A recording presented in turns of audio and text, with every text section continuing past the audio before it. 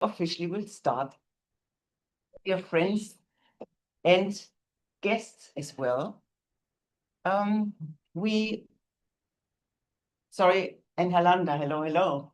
Sorry that we started a bit late. Ach, that's there.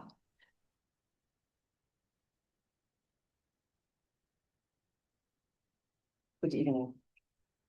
I welcome you to this wonderful night with all our members and friends, and it's under the theme active listening. And we all know how important it is when we hear somebody speaking to really be fully present, to listen, because there might fall some pearls off their lips, like we have a lot of members who give speeches where there are really pearls always falling off, or there might be something they need a reaction from us, which is important to complement what they say, or if it's something said, to be compassionate. So whatever this active listening is, today that is our theme, and I hope you will all actively listen. I would like to make you aware that our toilets are down the alley and then in the corner. And for you at home, you know where you left the glass. And always we have woohoo notes on the table, these little pieces of paper, where when somebody has given a speech, you write your commentary, you always support each other in that way. That I would ask our guests and members online to leave their camera on. We are producing a little movie here. It will be shown then, or will be registered on YouTube. So in case you have any problems that your face is shown, you will leave your camera off. But if you're a member, then I suppose you want to be seen. We have normally beautiful food in the interval, and we have been asked by the hotel to take a good portion, but if possible, if the food is not, how can we say, overextensively there, that you're not coming back for a second helping. Otherwise, they would have to raise our prices here. And so just take one plate and then see if there's something left. Be welcome, but otherwise it's only one plate. I think that is all I would like to share with you. And my role is this evening the Sergeant of Arms, which is called as well in other circles, the usher. So I would like to usher our wonderful president up on stage, and please give her a hand of approval. Thank you, Gabrielle, stepping in as SAA as Anna is traveling the world. Welcome to all of our Toastmasters, our members and our guests.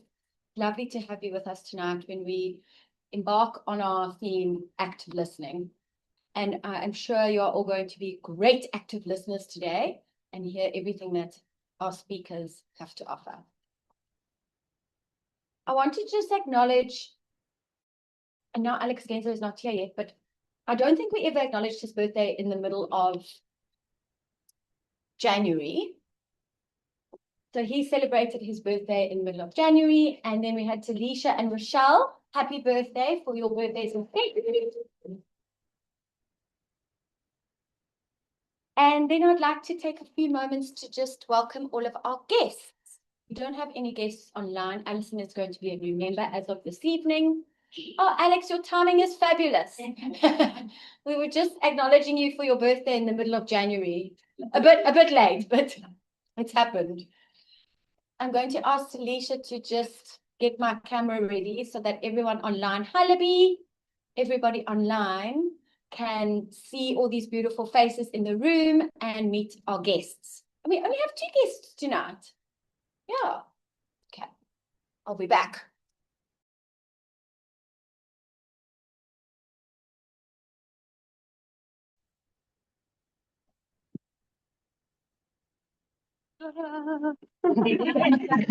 Hi, Angelica. Welcome to ToastEd. You have visited us before. Yes.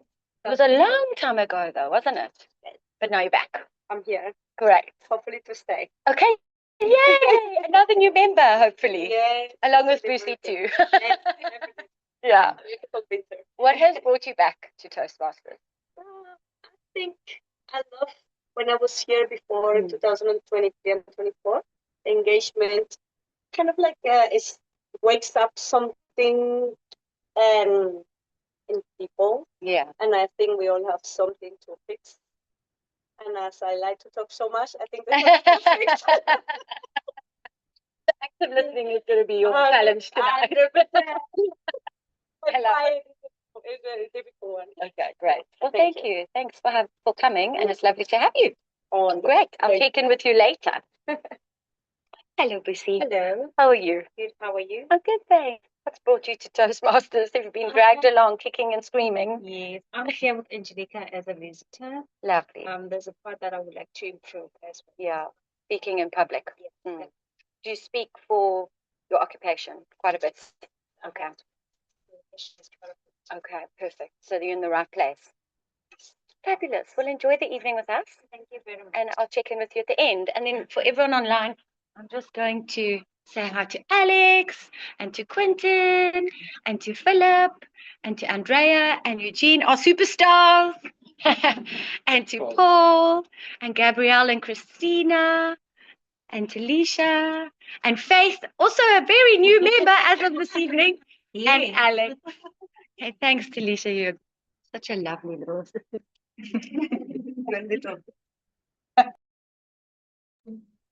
Okay, we've welcomed everybody. I still don't see any guests online, but welcome to all of our members online. It's lovely to have you. It's so nice to see all these screens on.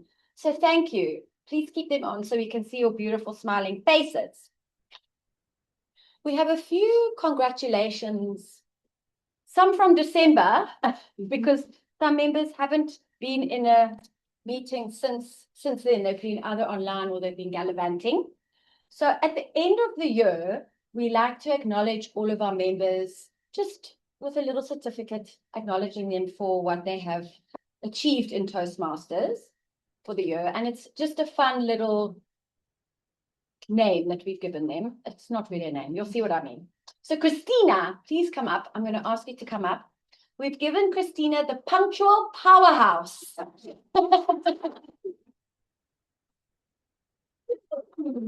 Thank you very much. Thank you. And then Alex, you also weren't here for our end of year party. Your one is the soil sage.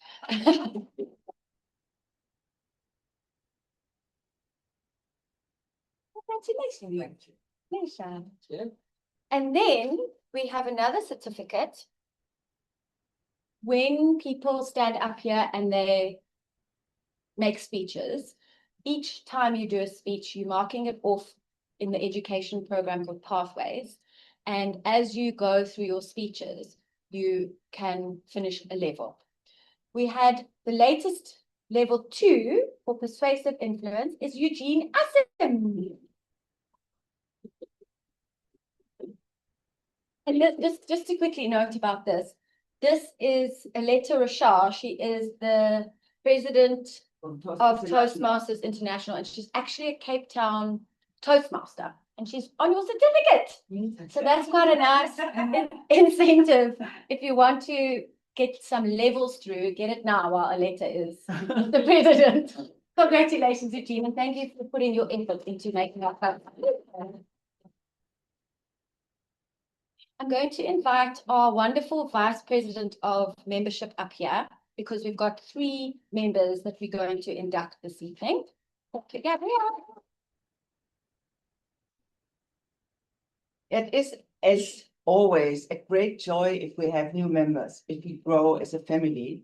And therefore, our latest family members are Faith. Would you please come forward?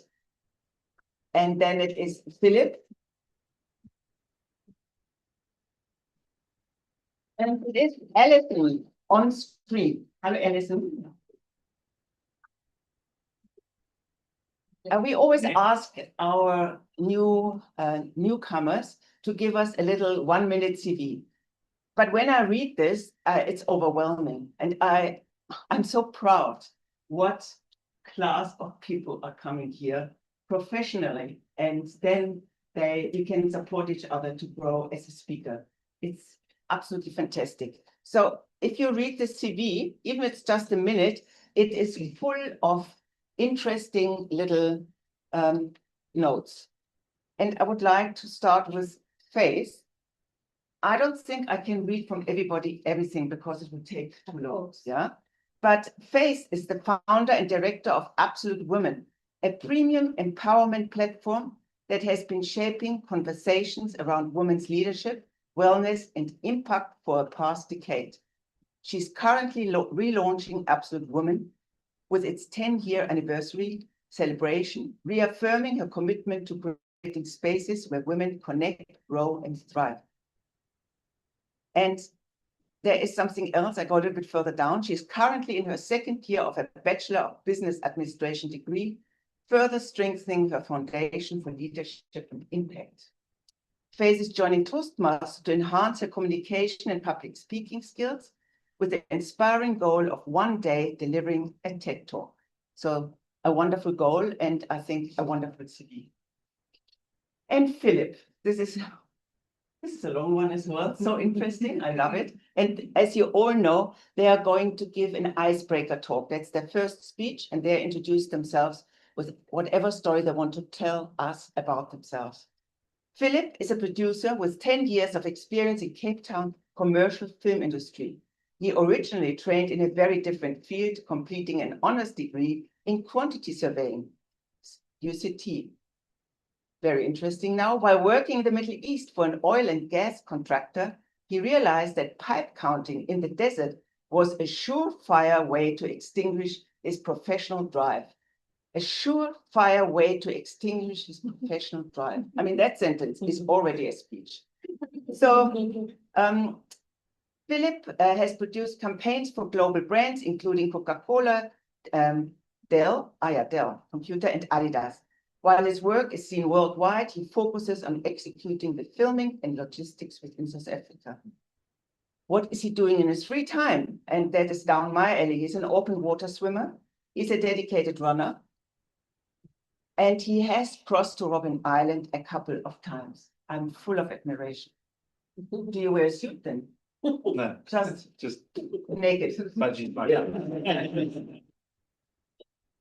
And he's hoping that he can sharpen his confidence in general conversation and to master impromptu speaking. So there is more, but please find it out. That is why we have an interval, that you can connect with each other and find out what kind of gems we have. And on the screen is now Alison. And Alison, allow me as well to read your CV, a little bit of it at least. My life had been shaped for a love for people, language, and structure. Professionally, I work as an academic administrator at the International Hotel School, where I support the academic environment and help ensure that systems, students, and staff work together. My background is in linguistics, and my passion for teaching English has given me a deep appreciation for communication and cultural understanding. I'm at heart someone who enjoys bringing order to complexity. I thrive in environments where organizations, calm thinking, and problem solving is needed. Personally, I believe in living a balanced life. Pilates, yoga, and my faith keep me grounded and focused, while my curiosity about people and the world continues to shape who I am. My journey is one of steady development, resilience, and always moving forward with purpose. Very welcome, those three wonderful new members. And as we have, call it a little baptism, a little ceremony, we have to stay with that kind of a program. And I have to ask you, or first perhaps to listen, what this club or what Toastmasters International would like to offer you. You, all of you, are joining a worldwide organization that has helped more than 4 million people learn to communicate more effectively. As a member of ToastEd, you will benefit from a proven program of self-development. You will become part of an outstanding group of people who are dedicated to help one another in a spirit of sharing and enjoyment.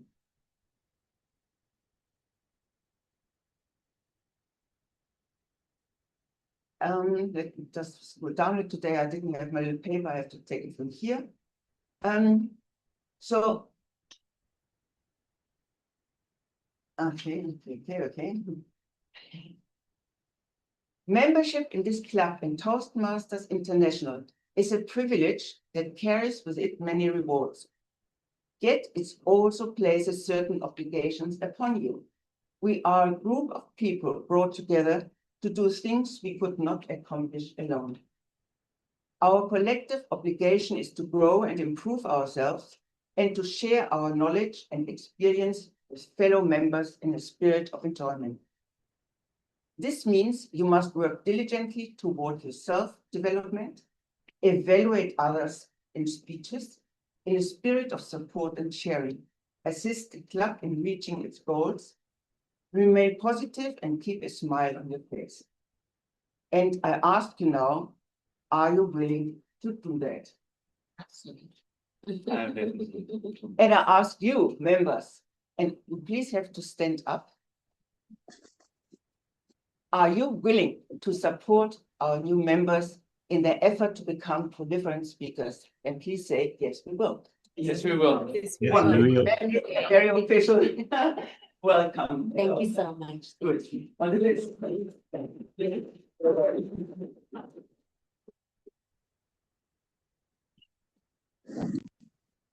Thank you, Gabrielle. And while we have just welcomed all of our newest members, we're going to celebrate a little bit. I'm going to ask everyone online to unmute yourselves and everyone in the room to raise your glass. And we're going to make a toast to South Africa and all her speakers. So South Africa and all her speakers. And all the speakers. I have the privilege to invite Paul up here. He is our Toastmaster for the evening. And I just need to acknowledge Paul because we are extremely grateful for you coming all the way. You made a special flight just to be here tonight. So, Well, Paul, thank you so much. You are the special people, and therefore I don't mind your fly. And tonight I think it's an interesting topic, active listening. Sorry. If you can try and stand. Well, This is that's the very camera. difficult to try. Okay. Just ask me to do, Okay, do. because otherwise I already feeling before I start. Okay. So we got one mouth and 2 ears. What does it mean? It means that God asks us to listen more than we talk to him. Now, active listening is difficult for me. 2 weeks ago, we fired our human resource manager, kicked her out because she could not listen. What was one of the part of the thing that she was not doing very well. And let me start with a little story. President Roosevelt in America, the guy with a big smile and whatever. And when people were queuing to meet the president, he saw that the people were not listening what he was telling to them. So one evening he said, I will do a little trick. And the little trick, when the people come to him in front, Mr. President, he whispered in the ear, I've murdered my grandmother this morning. And the people just carry on, oh, you do wonderful work, blah, blah, the whole thing, without even listening that he said, well, I murdered my grandmother. Until one foreign ambassador came, I murdered my grandmother. And the ambassador said, she probably deserved it. Real story, just you can find it on Google or whatever. Now, I think when I prepared this one, I think it's important to, when we listen, is often we think about contradicting the person. Often we think about what answer are we going to give. And we already formed a judgment. Now, I think listening is more than just registering the words. It allows the word into your heart and to shape your decisions, how we live our lives. Who voice carry our life? Is it the social media? Is it the family? is that the inner critic circle, such a noise in the world becomes essential. We got all those noise around and you know, we don't know anymore what to do. Listening shapes relationship. Listening heals families. A lot of wars were conducted because people can't listen. And I think it's very important. I mean, I really am about listening. I try to improve myself day after day, just to do better, because it's not easy. When people talk, I already got my answer ready, and I need to calm down, and I need to learn it myself.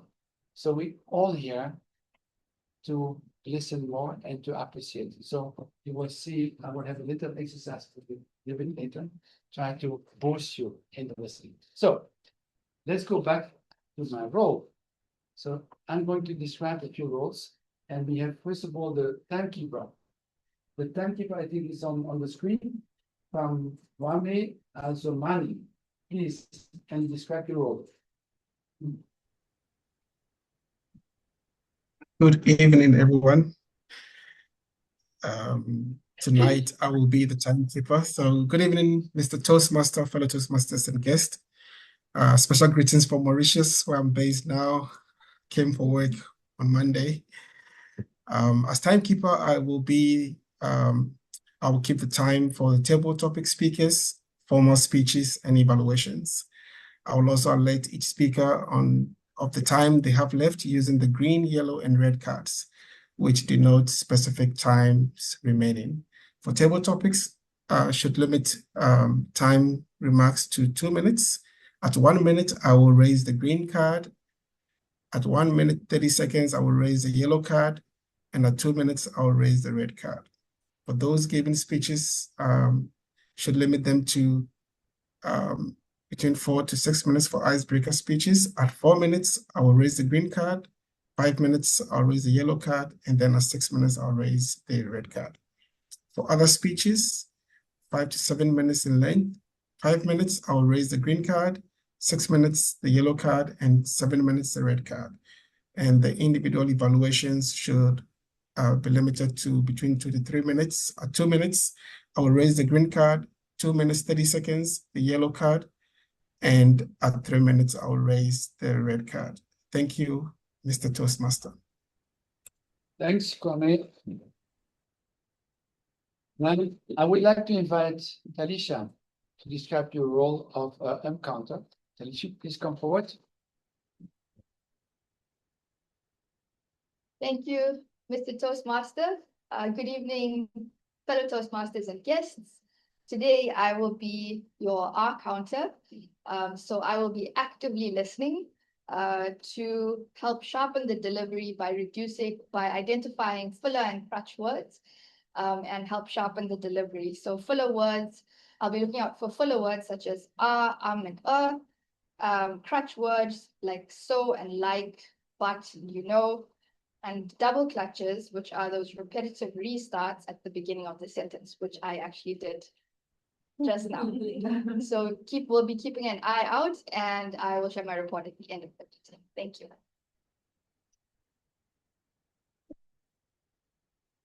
And then the next person I would like to call up, while you say Quentin in English, you say in French, Quentin.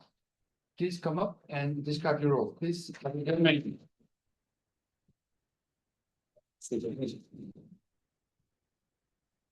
Mr. Toastmasters, fellow Toastmasters and guests. As a grammarian tonight, my responsibility is to pay close attention to all the speakers and to listen carefully for the language that is used. I will take note of any improper language, any outstanding words, quotes, sayings, or thoughts. Also, as a grammarian, my duty is to introduce the word of the day. So for today's meeting, I've chosen the word attentive, which means paying close attention, careful attention to something or someone. Being fully present, engaged in listening, observing, and understanding. An example of the word is an attentive listener doesn't just hear the words, They observe the tone, the body language, and the emotion. Each speaker is encouraged to use that word, and at the end of the night, I will give the grammarian report, counting the number of times the word has been used, as well as reporting on the other findings of the evening. Thank you very much. Thanks, Captain. Sorry, should I write the word on the paper? Yes, please.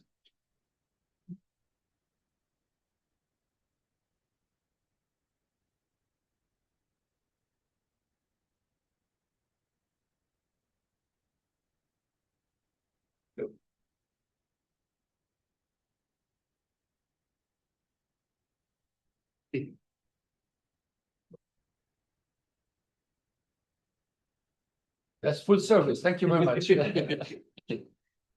So we all got the word attentive. So we are going to have the evaluators explaining their role. They need to be very attentive because they need to listen actively, try to make it happen. So the first evaluator that I would like to call up is Christina.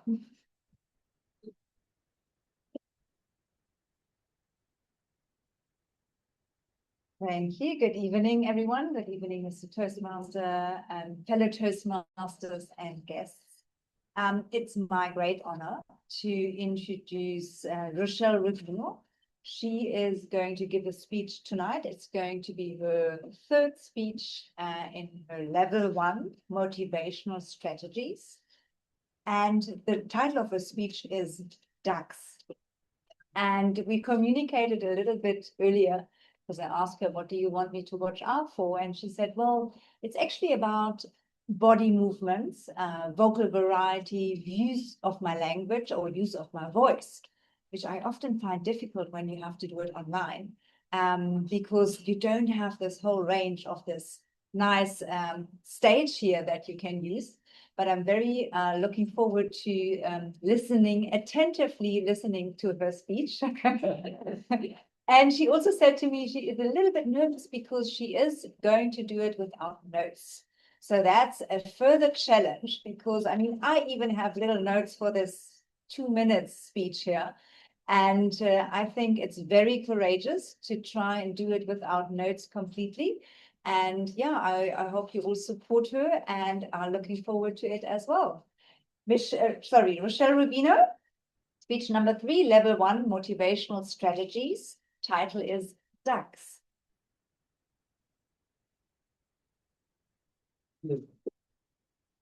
Rochelle, I see you're ready. You think of I am. breath. So we are confident. No, just relax, take your breath and just smile. Okay, all the best. Thank you very much. Thank you so much, Christina.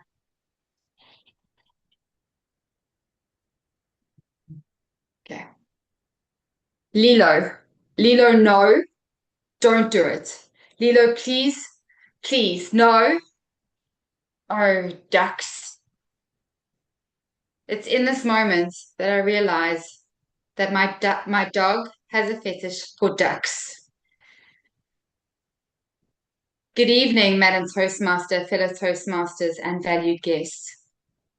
So this moment took place about 4 years ago.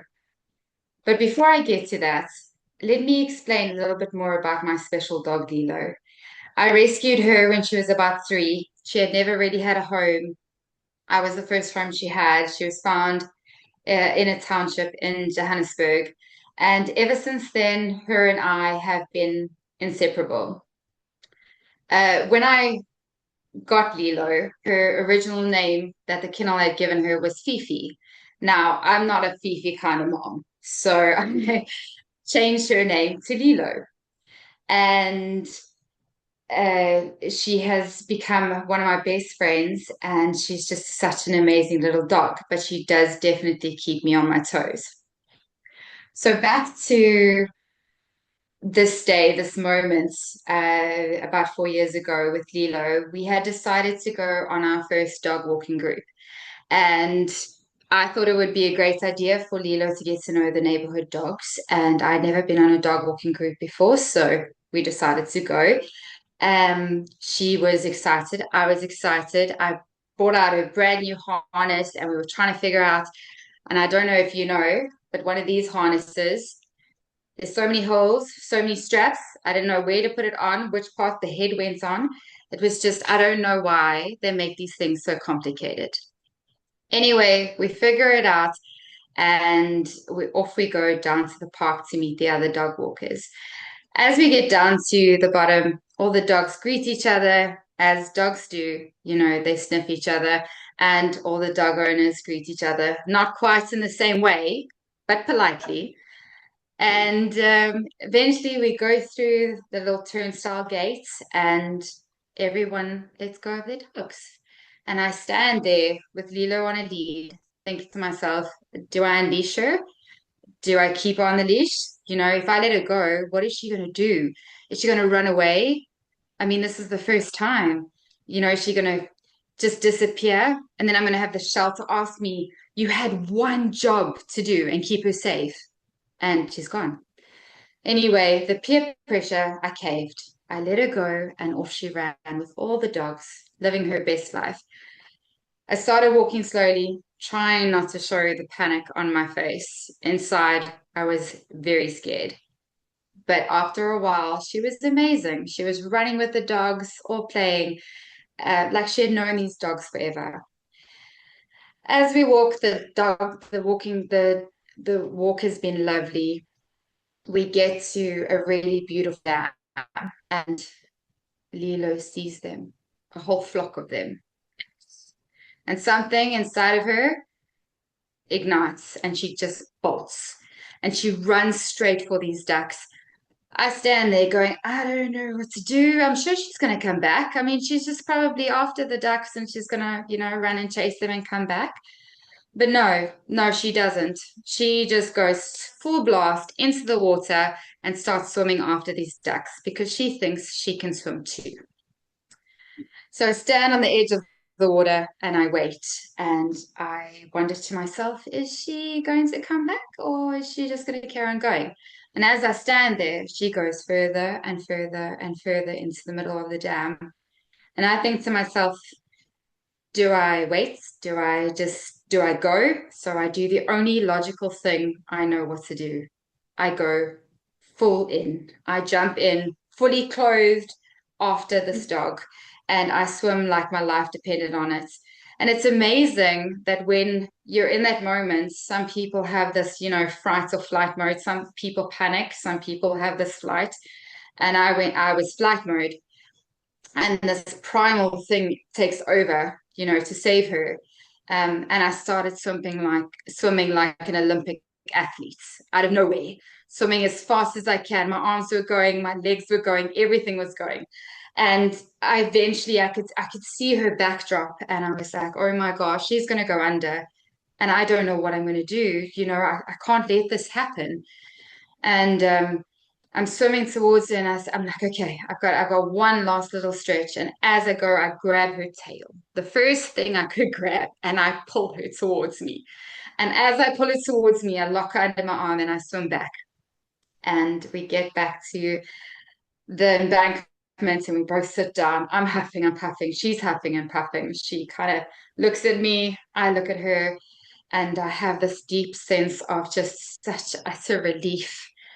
And but there's a part of me inside that is so happy to have her and I just want to hug her. But there's a part of me that's inside that I just want to kill her as well. And so anyway, so I got her back and she was safe and it was just an amazing feeling to have her safe. But the funny thing about this story, even though I thought that would be the end of it, it wasn't. Lilo has gone on to do this 4 more times that I've had to swim after her fully clothed. And it has happened in the Knysna Lagoon in the middle of winter.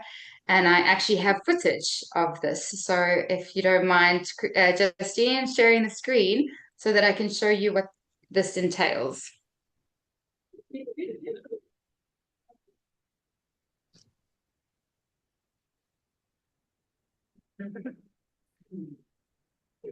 So there's me running after Lilo, fully clothed, I eventually get her. My friend decides it's better to video record than to help me. And there's the ducks.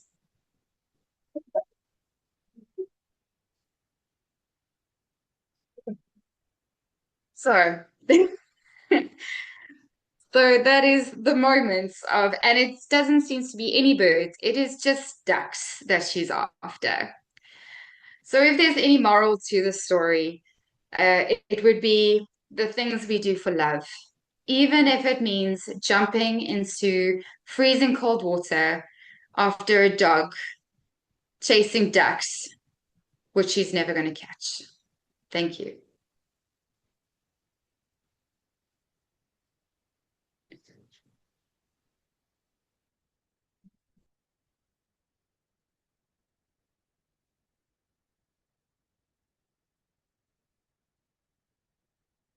Thanks, Joshua, for this nice story.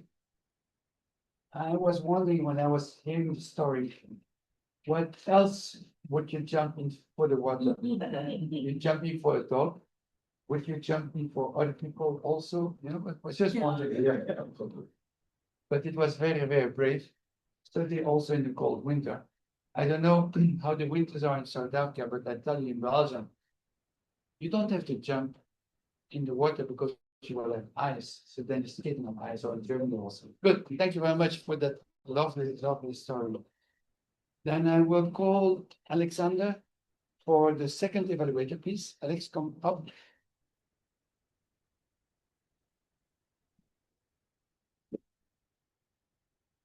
Please describe your role. Paul. Good evening, Toastmaster, fellow Toastmasters and guests. I have the privilege of introducing my namesake, Alex Genza, to the stage this evening, who will be saying his second speech of the elective social speeches, which is a toast this evening after he has said an award speech. He's on his level 3 presentation mastery. He's asked me to look out for vocal variety, pacing, eye contact, and body language. And I thought I would leave you with the definition of why it is called a toast, which I thought was interesting. And I don't know if anyone here knows why it's referred to as a toast. But a quick Google search tells me that in the 17th century, it was custom to drop a piece of spiced toast bread into wine or beer to add flavor and to reduce bitterness. The bread was called toast, which over time, the term for the floating bread became associated with the act of raising a glass to honor someone. So good luck, Alex.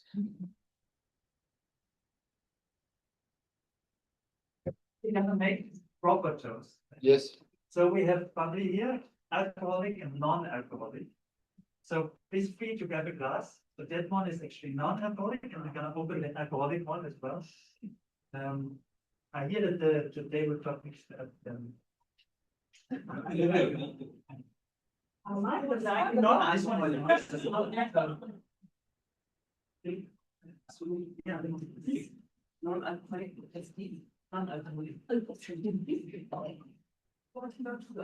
Okay, but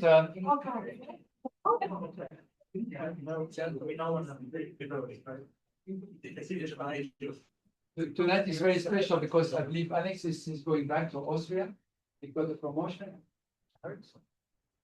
So he becomes a big boss. Sorry,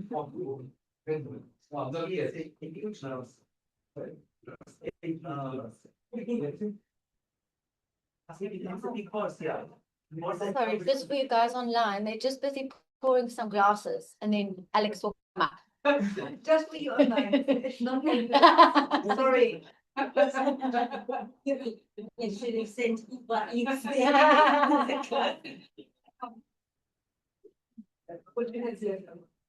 Oh, you put your power. I can't even take it. For you? Well, of course, this is about all of us.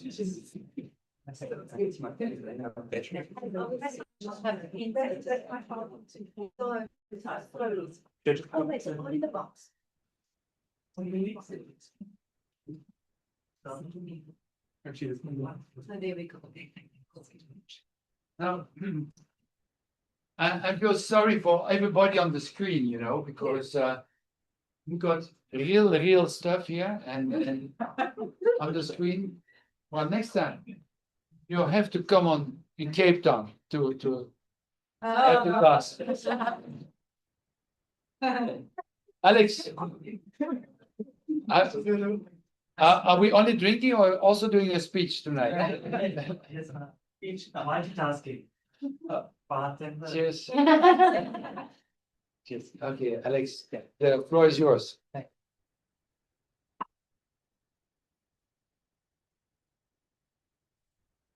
Oh, I got If you don't glasses.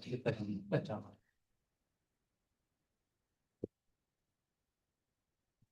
Good evening, ladies and gentlemen. Is it the journey or the destination that matters most? It's a simple question, yet it holds depth that speaks to how we live our lives, how we chase goals, and how we measure success. At a first glance, it's easy to say that it is the destination. Ultimately, we set goals for a reason, to achieve something specific. Think about the promotion, the degree, the milestone, the finish line that you aim to achieve.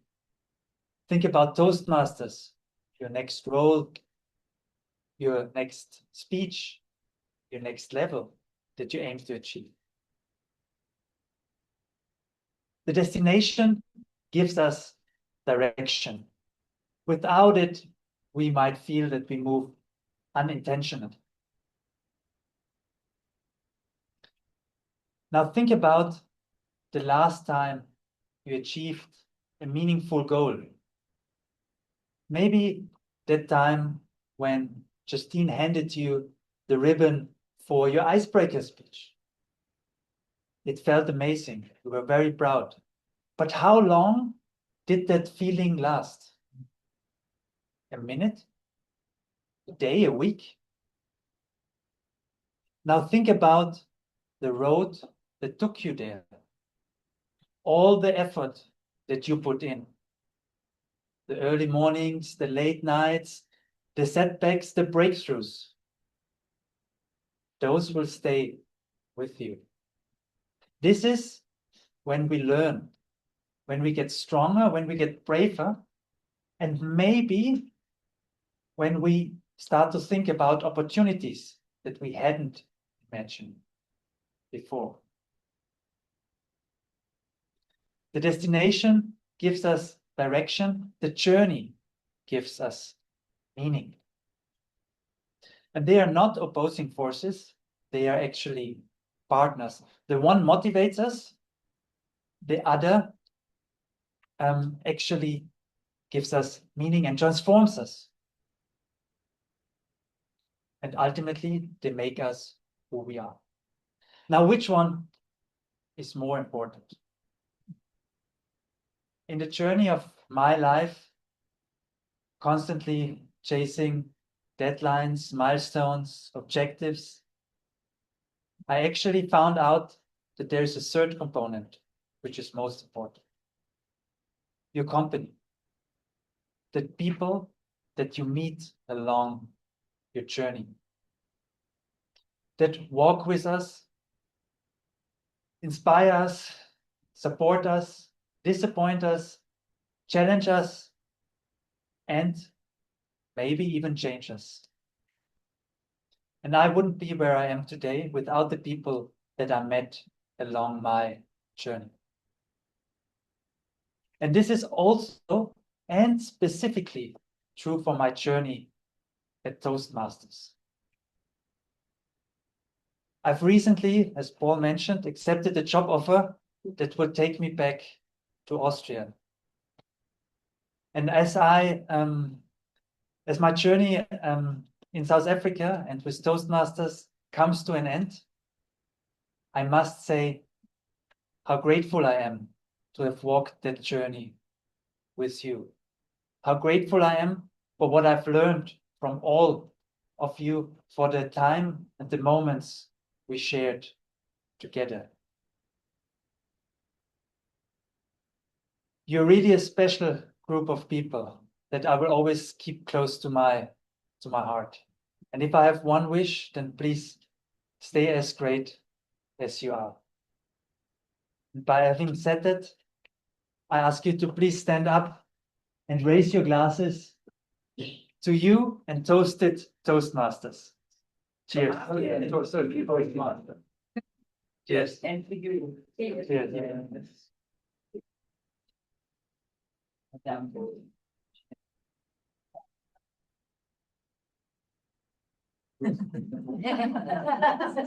Thank you. Okay. Thank you. Welcome.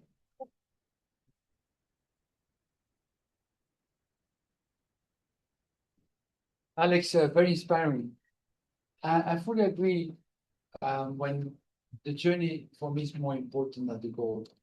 And try to put your goal very, very high. I say, well, if you shoot for the moon and you miss the moon, you go to the stars. And it's a person who you become by following the journey and the willingness and the effort. But the third component, I never thought about the third component, which is quite interesting to add. And now in time to come, I will definitely add the third component. So I learned something valuable tonight. And thank you for sharing that.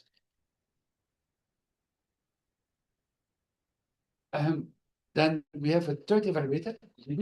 I think somewhere in, I don't know, Pietermaritzburg, around Pietermaritzburg. Please, can you describe your role? Good evening, Mr. Toastmaster, fellow Toastmasters and guests. It's my privilege this evening to be evaluating Eugene Assim. Eugene is on level 3 of persuasive influence, and this is his first speech. The title of his speech is The Focus Wheel.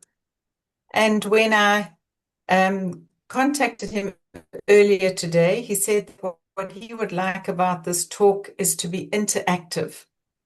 So this is going to be very interesting, and I am going to be very attentive as an evaluator to support Eugene, and it is therefore over to all of you in the audience there today to support him in his interactive speech.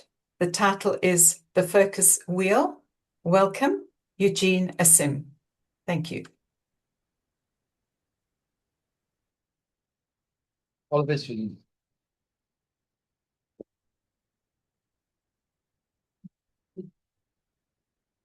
2 weeks. That is how long it took me to prepare for a speech. Now, this wasn't just any speech. It was the international speech contest. And I was coming over to give it at the club level to go to the next level at the area level. I had prepared so intensely over 2 weeks in front of the mirror, in the bathroom, and on my walks. I was really looking forward to giving a speech that I was sure I was going to go on to the next round and make this club proud. Now, what's different about this speech is there was going to be external judges and people that I've never spoken in front of before. And I was nervous about that, but still looking forward and really excited to delivering a good speech. Fast forward to the day of the speech. The arrival time that was set on the invite was 6 p.m. And so, like I always do, left home about 40 minutes before time. Imagine the horror.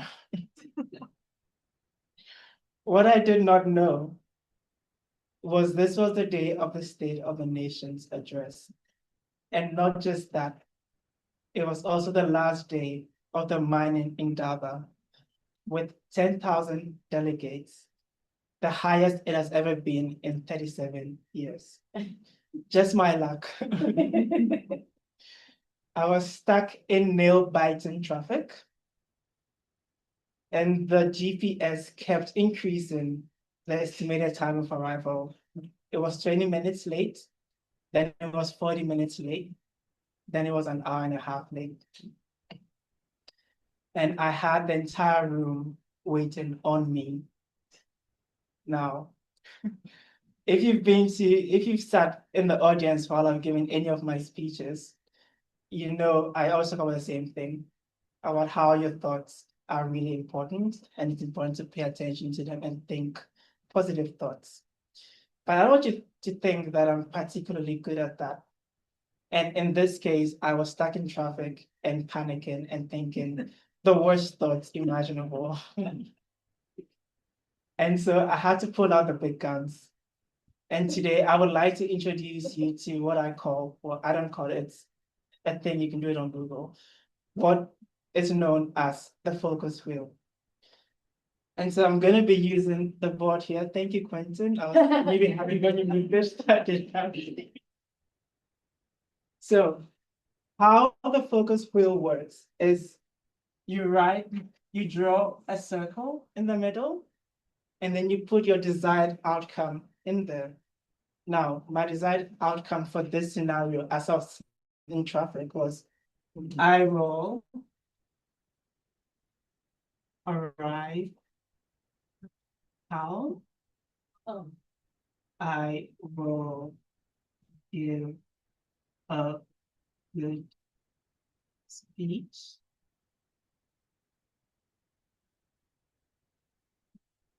and I will succeed.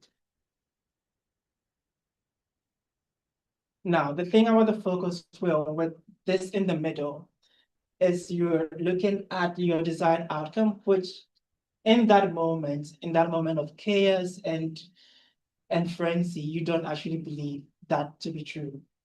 And so what you're going to do is start thinking of thoughts that are true, that sort of offset this and sort of soften the chaos you're currently in, until you get to a point where you've offloaded the hectic thoughts and all that remains is the truth, which the end result will be you believing this statement, which at the moment you do not believe. And so you draw little spokes around your wheel, and then you start to add true thoughts in that moment that are softer than what you're currently experiencing. And so while I was in there, the first one I thought was, the traffic is not personal.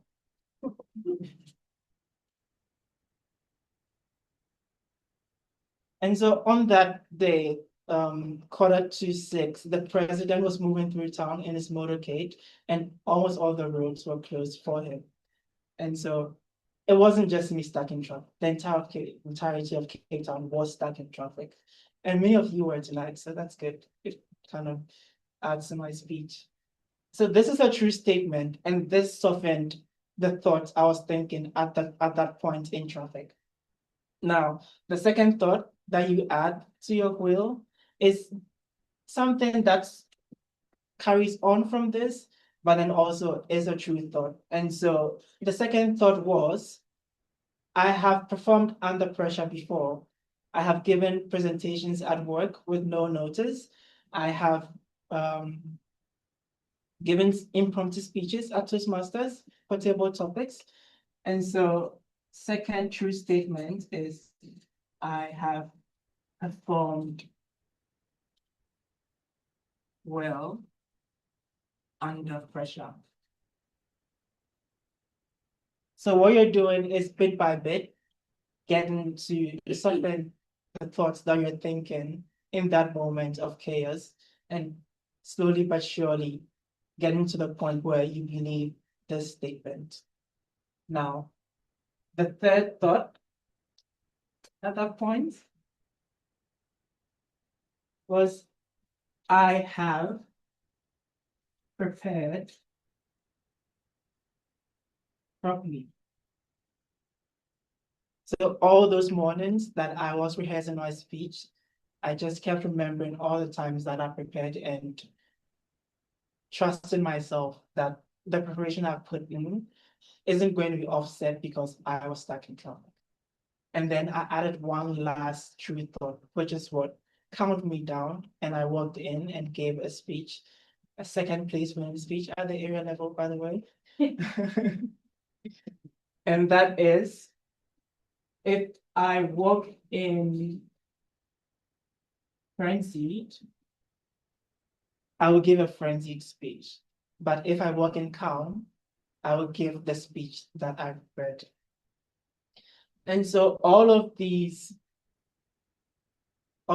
theater was to get me to a point where I believe that I will arrive calm and I will give a good speech and then I will succeed. There's a lot of discussion about how to solve problems, but then the core thing is you cannot solve a problem from the same point of view as the problem. You need to detach from the problem before you can find the solution in most cases. And that is what the focus wheel does. And so next time you find yourself in a bit of chaos, in a situation where you don't know how it's going to turn out, try a focus wheel. Put in what you would like the outcome to be, and then put around the true statements that will lead you towards that goal. Thank you.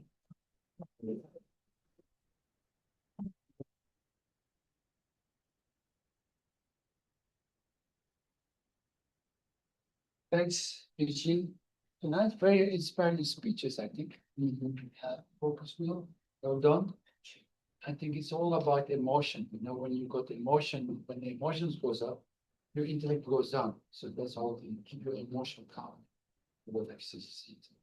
So let's go for the timekeeper. So we are aligned, please. In Mauritius, there's 1 hour difference, I think. So just make sure that you got the right time. Thank you. We've got actually 2 hours difference, so it's 9:09 here. Thank you, Mr. Toastmaster. From the timekeeper's perspective, Rochelle Rubino, 7 minutes, 17 seconds. Alex, 5 minutes on the dot, and Eugene, 8 minutes, 22 seconds. Thank you.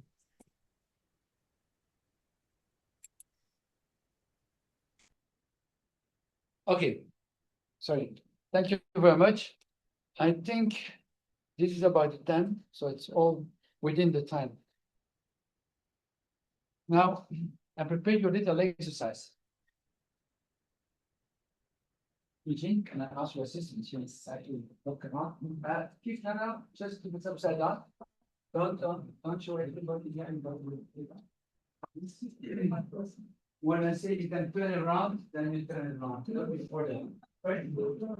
No, don't you need to participate. Active.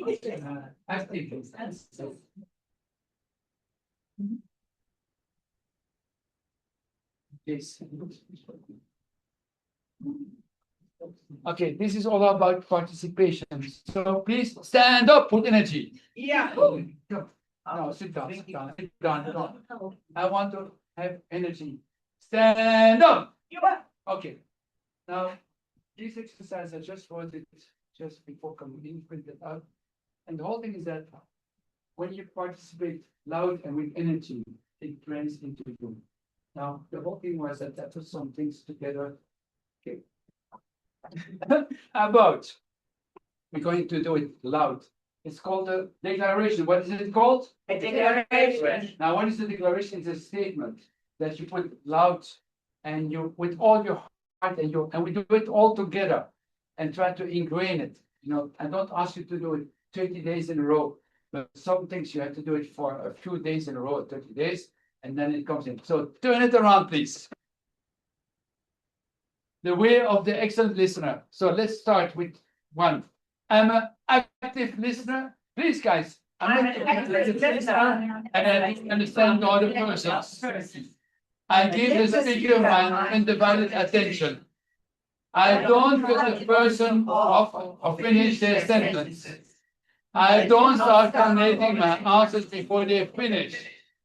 I listen to the underlying feelings and viewpoints of others. and mirror their emotions by facing their key points. And ask questions, any issues that ambiguous or unclear. And summarize and restating key themselves of the conversation. I create a clear intention and commit to be an active listener and I'm attentive. Hello, yes.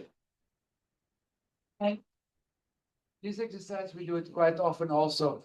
2 weeks ago, we were with 18 people and a millionaire mind seminar, and now we have those declarations. So I think all the skills are learning. You can learn to be an active listener. You can learn to be a millionaire. This is all what you can learn. But it's about repetition. It's about trying to bring it into your soul and to have that energy, and that energy that brings you, that go to your subconscious mind, and then it reveals one day. For some people, it will never reveal, but for most of them, if you do the right effort. But thank you very much, and then we go have a little sip and have a little meal at the outside. Thank you very much. What time do we come back for? Sorry. Okay, we'll come back when we are finished eating and when you finish celebrating. So we come back in, let's say, 21 minutes and 35 seconds. Half an hour. Okay, if you want now. You need to be precise. Half an hour is half an hour. You say 31 minutes, 28 minutes, something like that, not just half an hour. Okay, and did you just tell the other people who are open the Zoom room for? Yes, we are going to, well, I'm not doing anything. I got my assistant over there and she will open this room. Okay, thank you very much. Quarter to 8. Okay, quarter to 8. Quarter to 8. Tell them online. Maybe 16 minutes 14. No, I love the way. But I was thinking, We are coming to the second part of this wonderful evening, and it has to do with impromptu speaking for table topics. I think that's the best part of the evening. It's so much fun, and I hope as well many of you at home, online, as well in the room, will be taking part. It's a good learning process. And I would like to hand over, first of all, to the Toastmaster, Paul, who does a brilliant job. Thank you.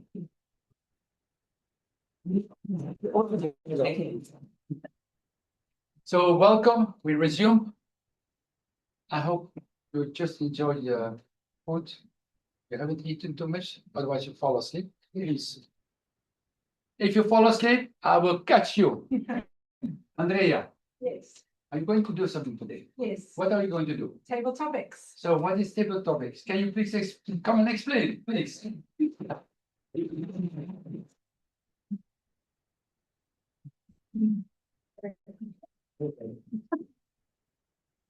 Okay.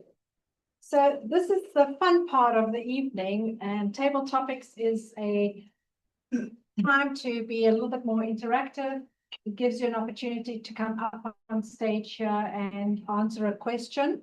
It's impromptu speaking, so there's no rehearsal, there's no planning beforehand, there's no script. You're literally speaking off the cuff. And most of us do this every single day at work, on the phone, with colleagues, friends, when you have to get up and do a quick speech to a group of individuals. That's all impromptu speaking. Obviously, there are better ways to do it, and there are ways to prepare for it. One of the things that I just want to mention is that to hand over a little small survival tip for impromptu speaking. Often, if you go blank, when somebody asks you a question, when you're standing up on stage here, a good little thing is to just tell us a story, even if it's got nothing to do with the question. You can think of the question, but if you go blank, you can just tell a story. Because people forget when you're telling a story. They forget the question if the story's great. And everybody's got a story to tell. So have a little story in your pocket ready to speak out.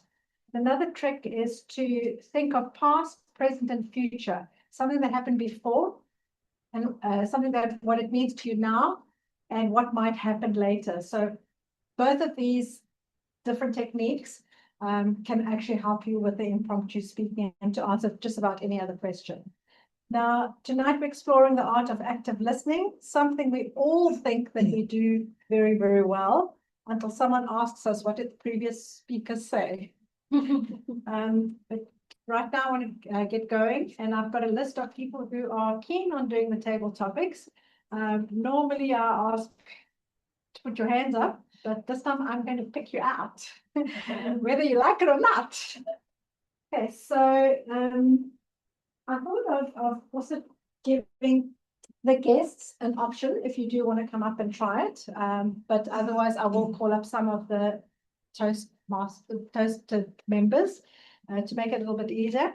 And I've got 3 sets of questions. I've got an easy warm-up. I've got medium sort of story, opinion kind of questions, and I've got a little bit of a deeper reflective. So you can choose easy, medium, a little bit more deep. And when I say deep, it's not necessarily a hard question. It's maybe a little bit more vulnerable. Okay, so I would like to start with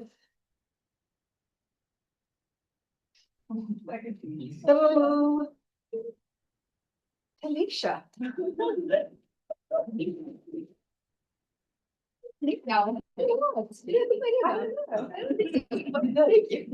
Oh, okay. So, Talisha, would you like an easy, a warm-up? Would you like sort of more of a medium story opinion? No, let's go for the medium today. Okay. Don't want to overreach. Who in your life is the best listener you know, and what makes them so good at it? I think the answer to that question can be answered with a story. I remember one day feeling so tired and burnt out at work. And I came home, I turned the television on, and I decided to just veg out. And honestly, I had no sense of emotion. I was literally just feeling dead. And then my phone rings. Who is it? My mom. So I answer the phone and she says, "Hi, how are you?" in her very gentle voice. My mom is a very gentle human. She wouldn't shout to a fly. She wouldn't hurt a fly. And she could pick out in my voice that, something wasn't right.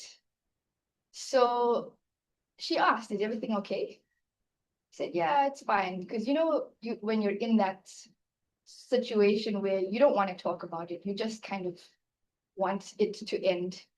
So she didn't press, or force herself and ask, "Oh, what's wrong? What's wrong?" But you could hear that she was a bit worried. But she just stopped and spoke to me and listened. And even though I didn't tell her what exactly was the problem, just speaking to her in a very casual sort of conversation, it made my spirit, it lifted my spirit so much. So I think my mom is probably the best listener in my family, the best listener that I know, because somehow she can listen and make me feel better afterwards. Thank you. Thanks, Alicia. That was great. Thank you. Let's have a look who else we have here. Philip?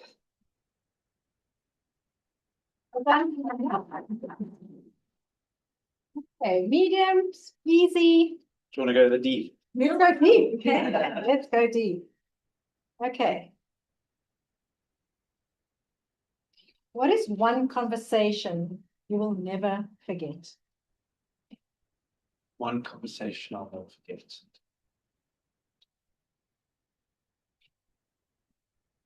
A conversation that I'll never forget is probably one that I haven't had yet.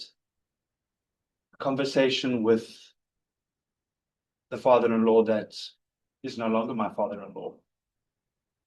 A man who I looked up to, and I asked for his daughter's hand in marriage. And 4 years later, it turned out that we weren't meant to be together. Why am I telling you this? Why am I being vulnerable? It's something that's been on my to-do list for the past 18 months. And I guess now is the time where I can tell people that I barely know that it's something I'm truly afraid of. Opening up to someone who I trusted, who trusted me with their daughter's hand in marriage, and I feel like I let them down. But to live a life unhappy with the wrong person seemed like too much to bear. And I hope when I do have that conversation, the most important conversation, he can understand. Yeah.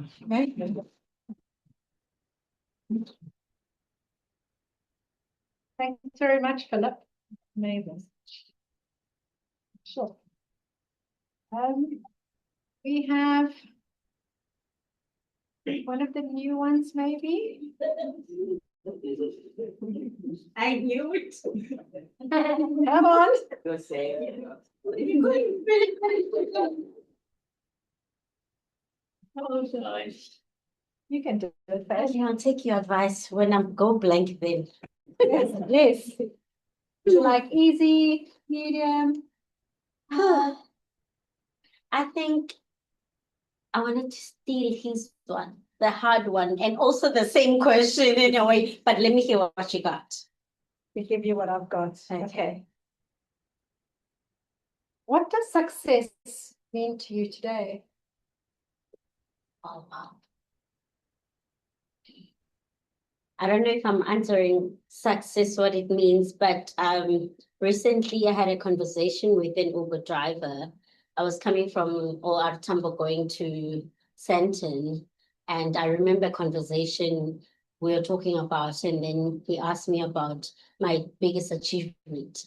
I remember saying to him, because of my history, how I grew up and things that I've learned, I've sort of figured out that my biggest achievement is actually the journey and seeing what God has been doing in my life and recognizing the growth in me and being a witness in my own life of how I've overcome certain things in life. And I'm saying this because also I lost my dad on New Year's Eve, or rather on New Year's Day 2024, which is not a long time ago.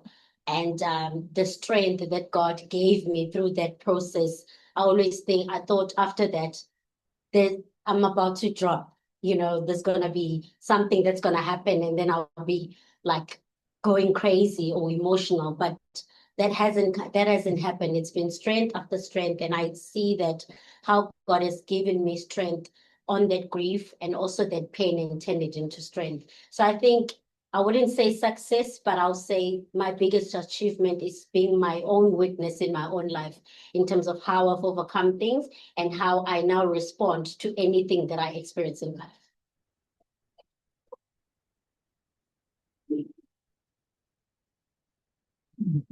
Incredible impromptu speakers in this room. So how much time we have, we can carry on. I have Orlando, you put your name down online. Would you like to give it a go? Yes, of course. Would you like a warm-up, a medium or a deep question? Medium.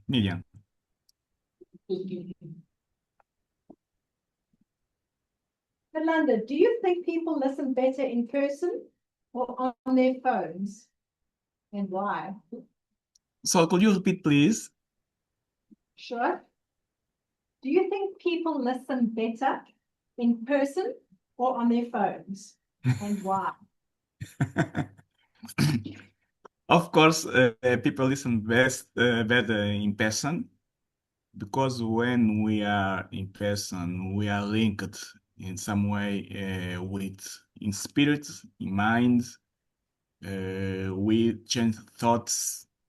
We can realize what his faces, how people's faces change. So in persons, people usually listen better.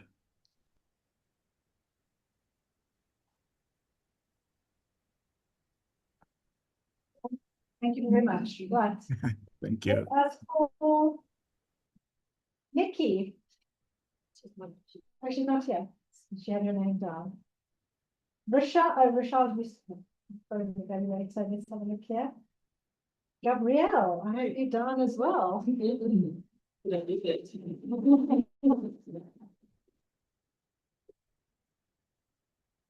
Okay, What would you like, Gabrielle? difficult one, The deep one. a deep one.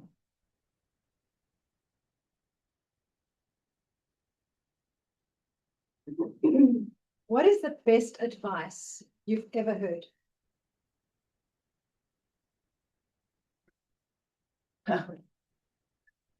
Then I will be disqualified because I'm under the time. Be yourself. That was the best advice I ever heard, was be yourself. Because I had to think and feel what is actually that self, which I am. And is it that the person I've created over all these years, or is it something I discovered in my later years, which is always there, quiet, neutral, observing? But not many people want to hear what that is. So I then I think, be yourself is what I wished always to become. And it is to be authentic, to be honest, to be fun, to be adventurous, to be courageous. And on top of it, to be loving and kind. And on that, I still work until this day. Thank you very much. Okay, let us for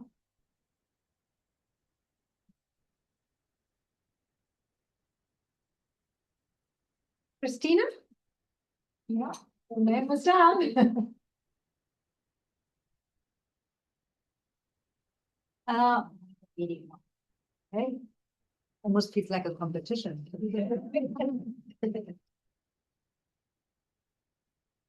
If someone truly listened to you for a 10-minute uninterrupted minutes today, what would you talk about?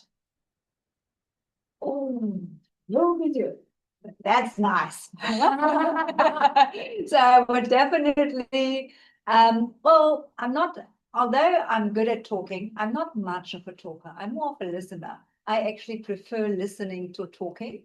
But if I had 10 minutes of your time, of you listening attentively to me, then I would probably talk about, it's either my dogs or running.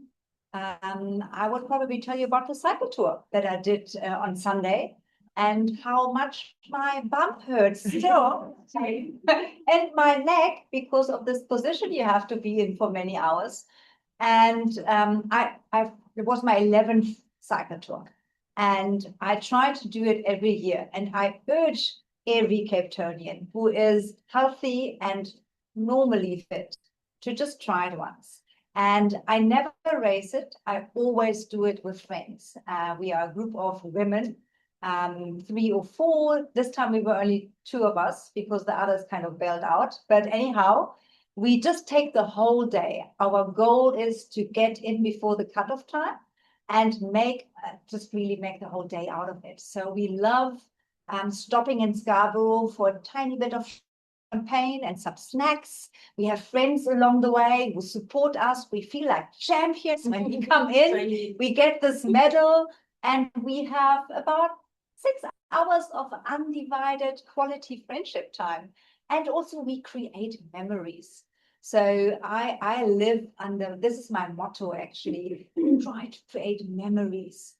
So, and we've created so many nice memories over the years that whenever we get together, or whenever I see even like, those Facebook memories come up or the pictures come up and you say, hey, do you remember this year when we stopped there and we had this flat tire and someone else from Komiki came to help us? And so I would probably talk about that. Thank you very much.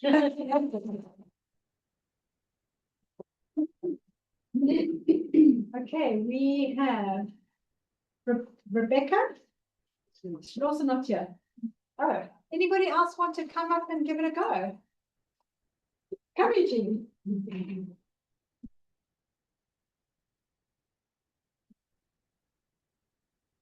What would you like? Deep.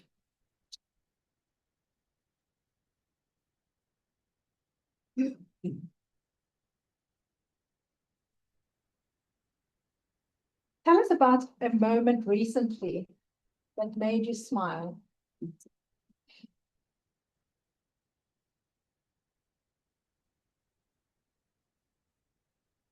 Moment recently that made me smile was last Saturday. Not because of the accomplishment of giving a speech successfully and pleasant, but I just felt a lot of community from the club, with Justine, Gabrielle, and Andrea over there. It just felt so. Growing up, I didn't do a lot of competitions because I always had a lot of fear of being judged. I was just a very shy kid. And so I'm sort of making up for it in my adult life. We're doing stuff like this. And as you know, I am an immigrant. My entire family is in Ghana. And yeah, it's pretty cool to have those sort of memories where you were all there to support, and Justine drove me back, and it was just the perfect day for me. I just felt really grateful to step out of my comfort zone to do that, and also to have the club members and you guys there supporting. So I was smiling the entire day. So that's a day. Any other questions for anybody else want to come up? Oh, come on, give it a go. You, Jellica, what would you like? I've run out of deep questions, but I can certainly turn a medium question into a deep. Okay, let's do medium to turn. Tell us about a time when you should have listened more carefully and paid the price. Oof. That's emotional.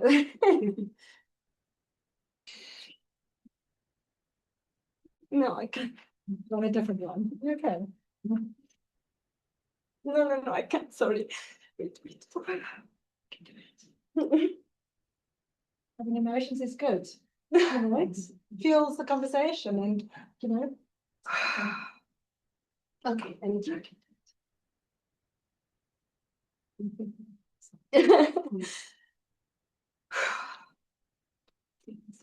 No. Okay, let's give it a round of applause to them.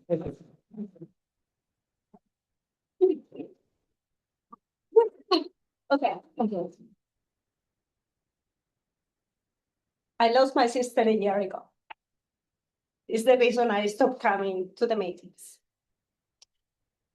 I think that every day I ask myself, I should have listened more. I should have paid more attention. I should have been more attentive, because we never know when that voice is not there anymore. So to answer the question, when was the last time? It's every day. Because every day reminds me that I wanted to listen more. And I wanted to continue listening, and it's not there. So I think when the time passes, it's just a lesson of being aware of, we never know when is the last time we actually get to listen. Thank you. Amazing.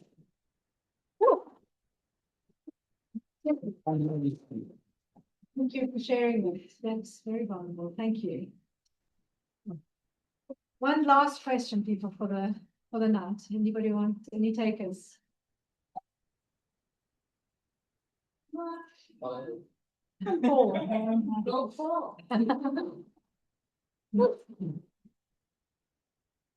Give me an easy one. Okay. An easy one. Give you an easy one. Everybody wants to have difficult. I would go for difficult if you're running out. Just give me something. Have you ever nodded and smiled in a conversation, but secretly had no idea what that person just said? Well, What happened next? I think it happened more than once, you know. Sometimes people are speaking with a strange accent, like myself. Then you just smile politely to say, listen, you're here, but you don't grasp what they really want to say. Sometimes it happens with my wife also, that she tried to explain something to me, you know, and I do not understand my kids also. So yeah, to come back on that one, a particular one, I can't really remember because there are so many of them. I'm a bad listener. I always think, and unfortunately, I'm thinking about too many things together that I don't listen what people want to say to me. And that's really a bad habit that my mind is already 5 or 10 steps ahead, because when the guys try to explain already 5 steps ahead, it makes it quite difficult. So sometimes I don't grasp the subtlety that they want to convey, and I miss the ball. But you know, I'm glad to miss the ball. I tell you, I fell down so many times in my life that I'm here today. And you know, it's not about how you fall down, it's how you raise up. And that's important in life. You know, and I love to fall down because I can raise up again. And that's really interesting in life. Good. Thank you very much. So tonight is not finished yet. Huh? Let's celebrate. We've got the table topics. The timekeeper's report is off the screen, but we might come back. Can we please come on in 2 hours ahead of us, or please give us what's happening on this side, the world. Yeah, I mean, it's a very nice table topics. I really enjoyed it. So the time report as follows: Talisha, 1 minute 59 seconds. Faith, 1 minute 28 seconds. Philip, 1 minute 11 seconds. Highlander, 30 seconds. Gabriela, 1 minute 16 seconds. Christina, 2 minutes 4 seconds. Eugene, 1 minute 25 seconds. Angelica, 46 seconds. And Paul, 1 minute 23 seconds. Thank you, Mr. Toastmaster.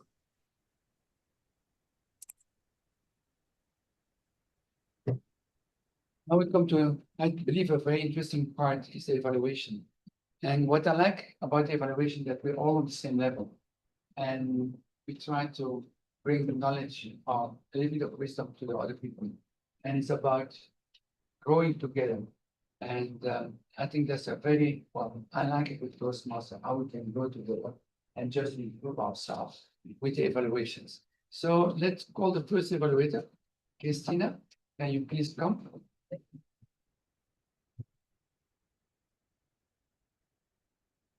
Thank you, Mr. Toastmaster. Rochelle. So sorry, I'm not supposed to say so. That was Tanisha. So your speech, ducks, was actually not about ducks. It was about Lilo and your great success in saving Lilo's life. I really loved the storytelling. I loved how you structured your speech.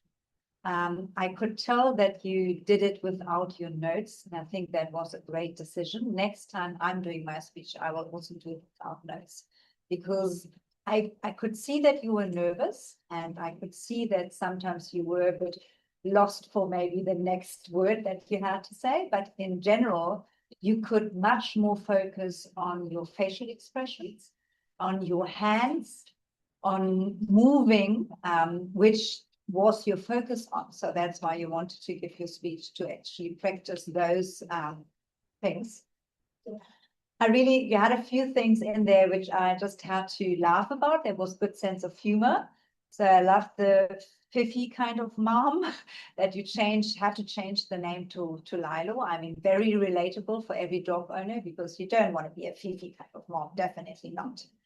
You had some great gestures in pulling out the harness and showing us the harness. I also like that you showed us that little video at the end, so we could really relate to what you experienced. I love the sniffing of the dogs to greet each other, but that's not how dog owners do it. I mean, I immediately had to laugh because I'm like, oh, it would be funny dog owners would sniff each other out, you know. And I had to, of course, had the image of my dog sniffing each other's bums, you know, and that's what they do. So I could see the facial expression, panic on your face, your eyes went big when you told us about Lilo going into the water and you had no idea what Lilo was going to do. So I really like that. I also like this primal thing, flight mode. You're not an Olympic athlete. I mean, everyone can relate to that. I'm sure your swimming is fine, but swimming in a dam with full clothes on after dark is not fun. So those are all the things I loved about this speech. There are a few things you can definitely improve on. So I would like you to introduce a bit more drama to the story, because the story is dramatic. I mean, it's like you're saving your dog's life.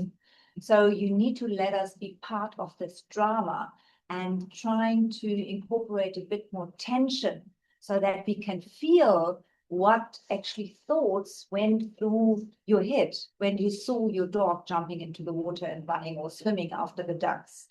So that's definitely something where you can also have more vocal expression. So I thought your body expression, your facial expression was good, but your vocals, your voice can do much more. It can do much, it can be louder, it can be more variety. So that's definitely something you can improve on. But overall, I thought it was really entertaining, good speech. Well done on that. And I'm looking forward to your next one. Bye. So now I will call Alexander. We need the evaluation on Alexander and about the toast and about the whole team.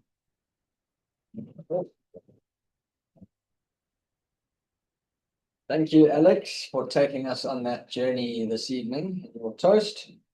And well done for coming up here again, not just this speech, but every speech I've seen you come up here with no notes and you absolutely crush it. So that shows that you've got some very good courage to come up here with no notes, as well as attentive training and practice for your speeches. You instill calm and trust with your voice. You've got good eye contact. You command the space well. You didn't pace. That was one thing you asked me to look out for, but you controlled the space. So you used your hands. You did move around, but I didn't find it was agitated pacing. You took us on the journey with references to goals, finish lines, and destinations. So I think your choice of language was good to take us on your story. You varied your speed, so you went from a minute, a day, a week. So I think that was also nice to, gain attention of the crowd. Some suggestions. I mean, I really enjoy your speeches, so it's hard to give suggestions from where I stand. But I would suggest bringing in more creative sentence structures. So maybe using things like similes and metaphors and alliteration, because I think your sentence structure can be quite simple, but it's not necessarily a bad thing. I mean, if you speak simply, it often displays that you know what you're speaking of well. You're naturally a calm speaker, so I think that comes through in your volume and tone for maybe being sometimes quite flat, but again, it instills confidence in what you say. So, that was a toast. It wasn't supposed to be a loud story, but that was just a comment. You did, I think, had one or two very small spots where you lost your train of thought, but you paused well and you gathered yourself and you carried on. So I thought that was very good. So in summary, keep trusting your ability to deliver these speeches, especially with no notes, but you obviously are very good at practicing and preparing for things. So keep it up. Remember to vary your language and volume. And in closing, this is only a closing chapter for you and Toastmasters, but all the work that you've done here will carry you in good stead going forward and on to your next chapter in your journey. So well done.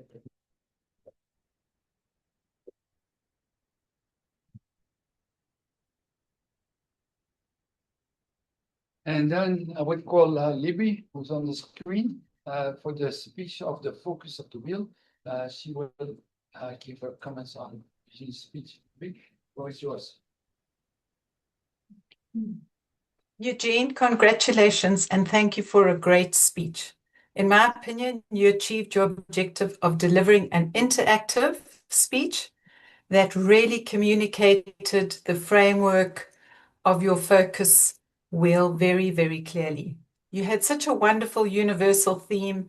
You informed and educated and inspired us, and I must say, entertained us with your story.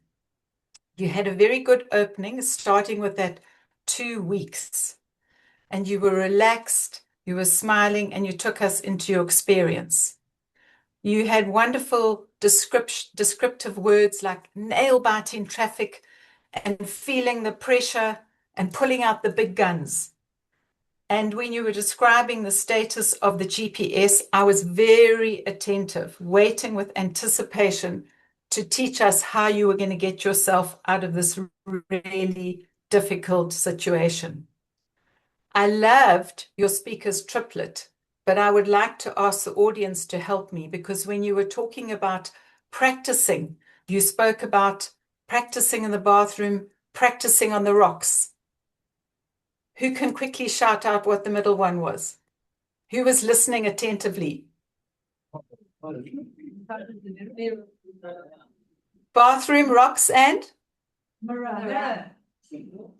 The mirror. Thank you very, very much. I love it when you turned around to teach us, Eugene. You kept our attention by speaking what you were writing and giving us your 4 true statements, keeping our awareness and keeping us engaged throughout the speech. You spoke clearly, you had good eye contact, and your speech surely landed with every single one of us in the audience. We've all been in that situation at one stage or other. So something that you might want to work on, just a suggestion that maybe at the beginning, you could ask a question. Have you ever been caught in the traffic? Raise your hand. Have you ever been caught in Cape Town traffic? Have you ever been late for a speech contest? That would have been lovely to bring your humor and to exaggerate it even more in the speech, because this really was a very unusual situation to have the president actually in your way as you're going to try and deliver the speech.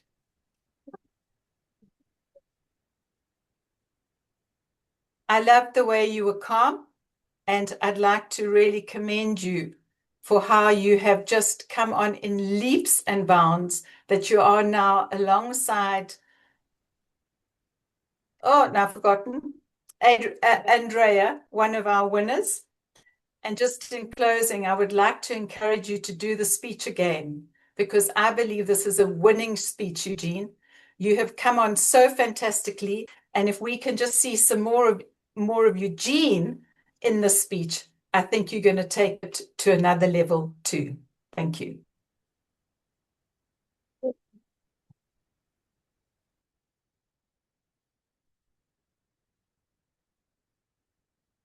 Let's go back to Mauritius. Let's see what the time is in Mauritius. The weather seems to be okay. But Mauritius, can you please come back with your time report? Thank you, Mr. Toastmaster. Can you hear me? Yes. Okay, sure. Thank you, Mr. Toastmaster. The time reports are as follows. Christina, 3 minutes, 16 seconds. Alexander Platt, 2 minutes, 38 seconds. And then Libby, 3 minutes, 24 seconds. Thank you, Mr. Toastmaster.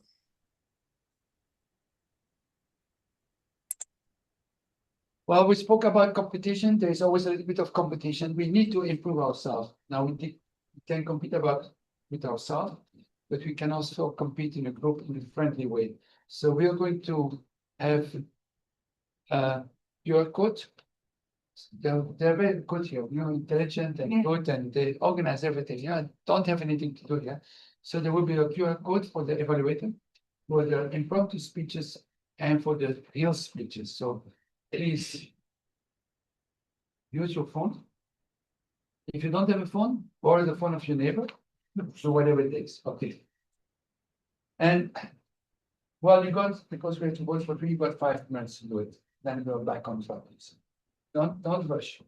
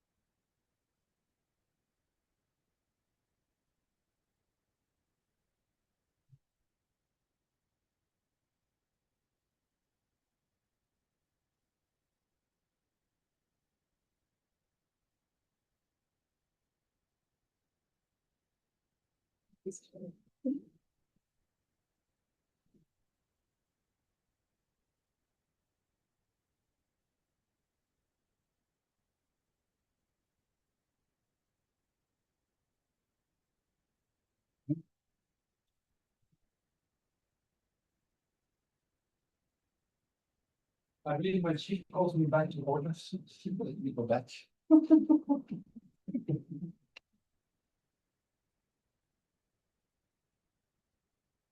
So, Alicia, the M counter. How many? Oh, come in. Hi, everyone. So excellent speeches tonight. I really enjoyed all of them. And we had quite a few speakers as well for the table topics. So overall, I think we did very well. There were not that many ums and ahs. So maybe I'll start from the table topics. There we go. There's one. There were just a few ums and uhs from Gabrielle, Christina, and Eugene. Philip, Yolanda, and Faith, I didn't count any, so well done. For the evaluators, Christina, I didn't count any for you. Alex, I just got a few us, not too many. So well done. And Livy, I think they were maybe just two ums. So well done. The speakers tonight, I think Alex, I didn't count any from you. There were just 2 ums where you just had to recollect your thoughts. So well done. Eugene, you just got to sort of as your crutch word. That was just a 1 and 1 Rochelle, I think your crutch word is and, so, and you know. So maybe just keep that in mind for the next one. And that's it. Thanks, everyone.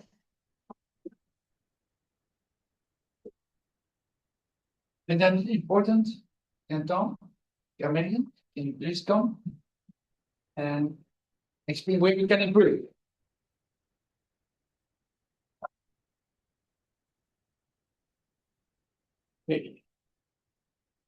Yes, I really enjoyed all the speech and all the participation tonight. I think I'll start with Rochelle on your speech.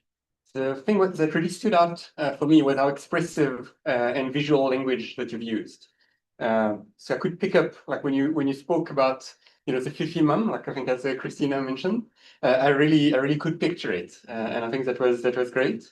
There was also a few more nuggets that I picked out was the fetish for ducks, which I think was just brilliant and very visual as well as some very strong verbs, like when you mentioned that Lilo ignites and bolts. And I think that was very strong words that really express the action, which I really enjoyed. Secondly, Alex, I really enjoyed the part, the destination gives us direction, the journey gives us meaning.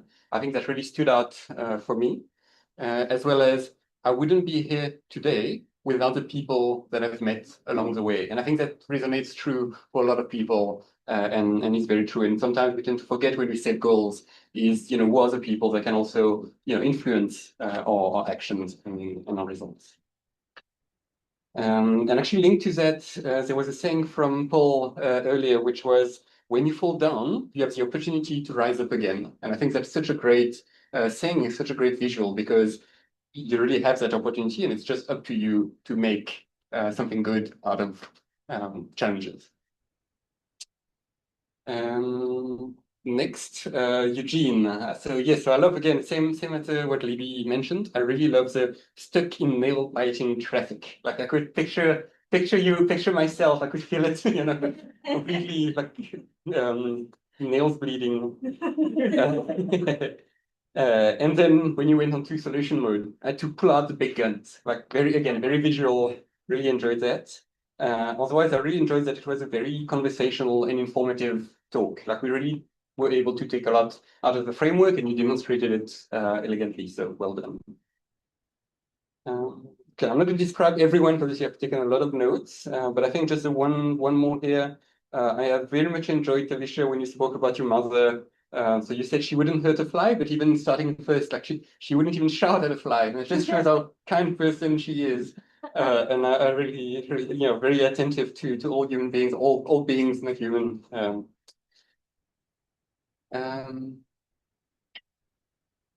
Yeah, I think from Philip, I really enjoyed as well the conversation you most remember is the one you haven't had yet. And I think it's a very strong, not punchy statement, really good, and that grabs people's attention.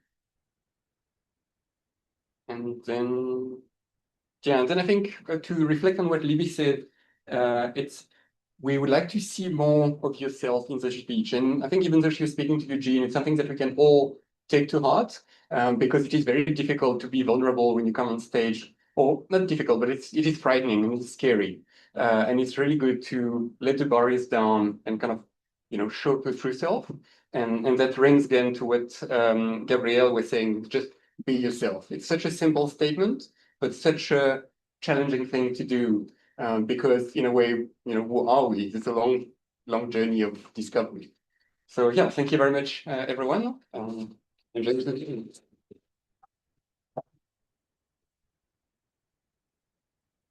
Well, it was my honor and pleasure to be tonight Toastmaster. And I think life is about energy. Everything is about energy, how the energy flows in and out from things like that.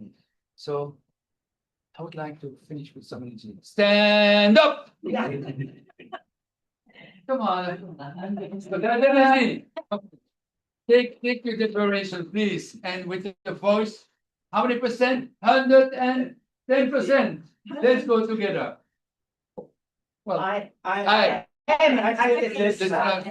listen to understand the other person. I give the speaker my undivided attention.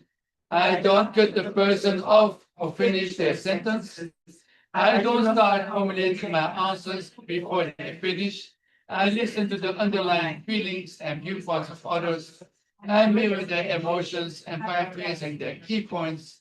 I ask questions any issues that ambiguous or unclear. I summarize and restate key themes of my conversation. I create a clear intention and commit to be an active listener. Yay! So once again, guys, have fun and bring some in. And thanks again to give me the opportunity. Second time. Now, the only thing that I'm missing here, I'd like to have some feedback after. What can I improve? Because you have feedback for the Toastmasters, you have guests who give the speeches, but not for the Toastmasters itself. So feel free to give me some feedback. Thank you. Thank you.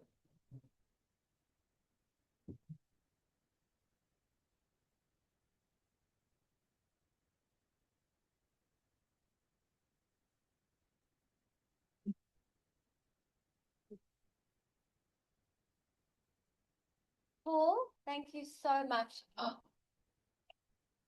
for being such an amazing Toastmaster this evening. And I really was so grateful when you said that you would take on the role and fly especially to Cape Town to come and be our Toastmaster. For all the beautiful ladies also. So thank you. And I really think this is so valuable. And I love that it's on yellow, just so that it's nice and bright for us to remember it. And I definitely feel like it's something that can go up in your bathroom mirror and you can remind yourself of ways that you can be an active listener. So thank you for the really valuable takeaway and just for your outstanding Toastmaster of the evening this evening. So thank you to Paul. I also want to just acknowledge our brave speakers this evening. Thank you so much for standing up here and sharing your stories and for just always bringing such valuable, funny little antidotes into the evening. So thank you. And of course, we cannot forget our role players. Alex, that was such a great evaluation and it was your first time. So thank you so much. So all our evaluators, thank you. All the grammarians, also such a great grammarian feedback. So thank you. You really did practice active listening. And our timer, Kwame, thank you so much. We worked as a team, so thank you. And everyone for just taking on the roles and making every evening at ToastEd a success. I do also want to just acknowledge our new 3 members. So welcome, welcome, welcome. Alison, welcome. I see you, yay. Welcome to you all. We really are excited to share this new journey with you as you embark on public speaking and growing in confidence and just standing up here each time and feeling that sense, that confidence just growing and growing and growing. So yay for you all. And then I'm saving the best for last. I was meant to mention it earlier and I'm so sorry. But last Saturday, Gabrielle and I can't speak for Gabrielle, but I honestly felt like such a proud little mom, and I'm not even a mom, but to Eugene and Andrea, because we sat there all the way in Durbanville and we listened to their speeches and there were four or five, was it four? Four speakers. Was it five? 5 in total, 4 that. Okay. And they were, I mean, obviously I'm going to sound a little bit biased, but they were outstanding. From here, thank you. Oh, sorry, Talisha, I'll let you in. But they really were so amazing. I just sat there going like, oh my goodness, these people are so great and they're from our club.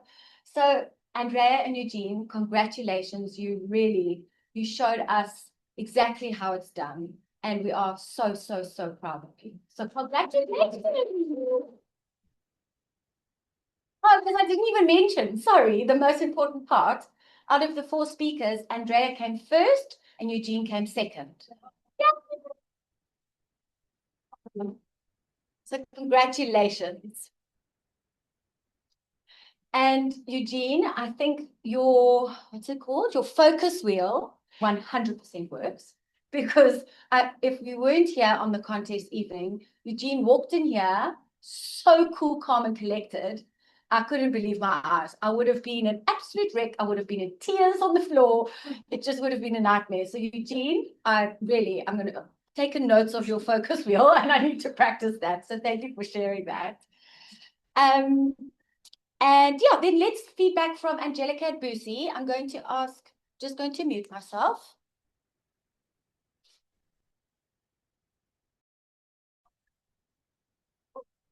Thank you. Oh, hey. It's me again.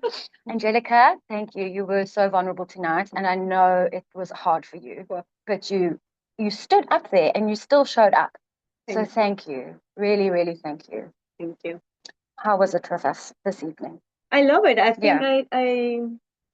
I think I knew that at some point I needed to open up because it's a topic that I avoid, and I think the part of why I'm here is to be able at some point to speak about it without breaking. I think that's my goal.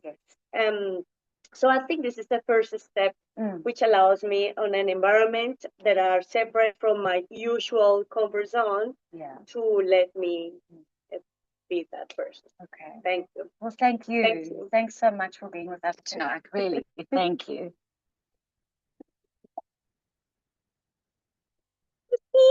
You survived. Well done. How was it? It was amazing, and the people are very amazing as well. I really enjoyed the speeches. Yeah, Thanks so much. oh, thanks so much for being with us. Really, it's been a pleasure to host you. So thank you. Yay!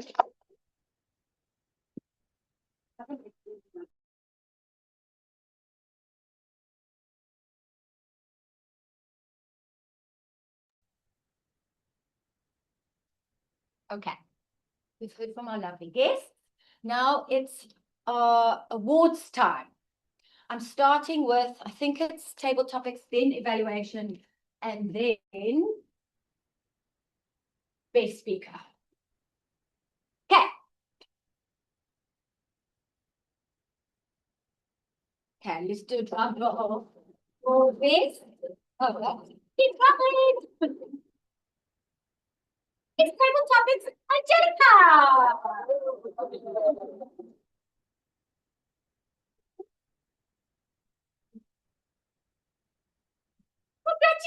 Congratulations! Thank you. Wow. Well done. Thank you. We'll be proud of you. Thank you for listening.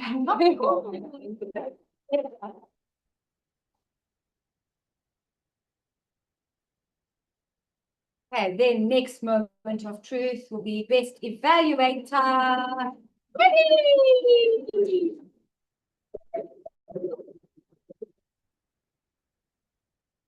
Congratulations, lady. Okay, then we have got best speaker of the night. Eugene!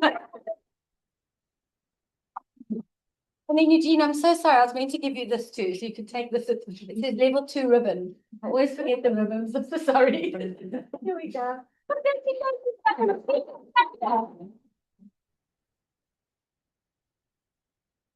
Thank you.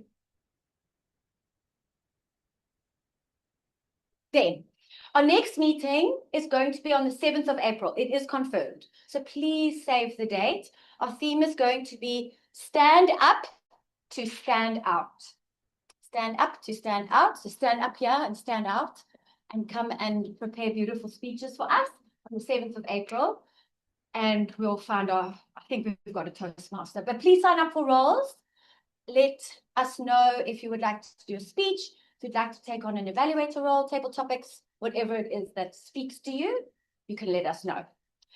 And then another little reminder, as we are almost in the middle of March, and as of the 30th of March, our dues are for 2 Toastmasters International are due. That means we've either signed up for the 6-month payment or you are doing a year. So if you did a year last year, then you last 6 months, you will continue into next year. However, a lot of us, I think, just did 6 months. Currently, with the exchange rate for 6 months, it's 977 Rand. It's a great time to sign up, and you can pop onto Toastmasters website, you log in, you've got your username and password. If you don't, you should, but if you don't, you just go to the first time that you're logging in and you will reset your password and then go and do everything. And you go to membership and there you'll see ToastEd Toastmasters. You just click on that and you press continue, I think, and then it takes you to, are you doing 1 period, which is 6 months, 2 periods, which is a year, and you make your payment by a credit card or your card. Easy peasy. Please, will you do that? We do need to try and get as many people paid by the end of this month. So it would be really appreciated if everyone can go and do that ASAP. And that's all. So thank you so much, everybody. Thank you again to all of our role players. And we will see you on the 7th of April. Night, everybody. Bye. Thank you, everybody. Bye-bye. Bye. Thanks, Justine. Thank you. See you next month. Bye. Bye.